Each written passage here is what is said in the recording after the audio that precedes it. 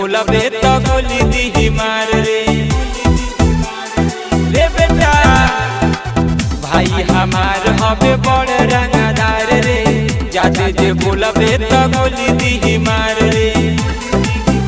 कबो से रहवा के सोझा नसियार ठोकेला, तोरा जैसन रंगदार लोग सलाम ठोकेला।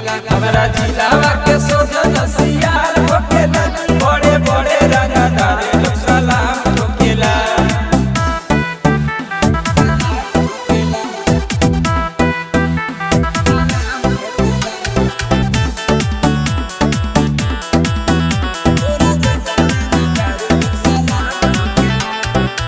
पुलिस प्रशासन लोग से रहेला हरदम बेटा मेल रे, जे भी देवेला धमकी ओकर खत्म हो जाला खेल रे।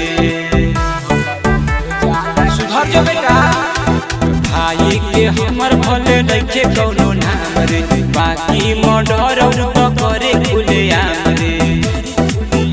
कबो से रहवा के सोझा नसियार ठोकेला, तोरा जैसन रंगदार लोग सलाम ठोकेला। हमरा जिलावा के सोझा नसियार ठोकेला, बड़े बड़े रंगदार लोग सलाम ठोकेला।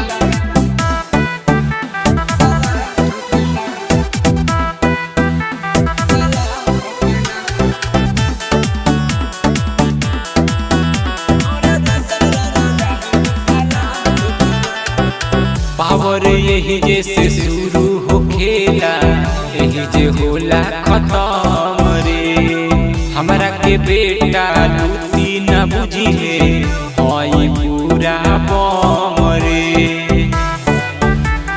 सुन बेटा जब मोरा भाई से होई मुलाकात रे, तबे तोरा पता चली अभी न बुझात रे। कबो से रहवा के सोझा नसियार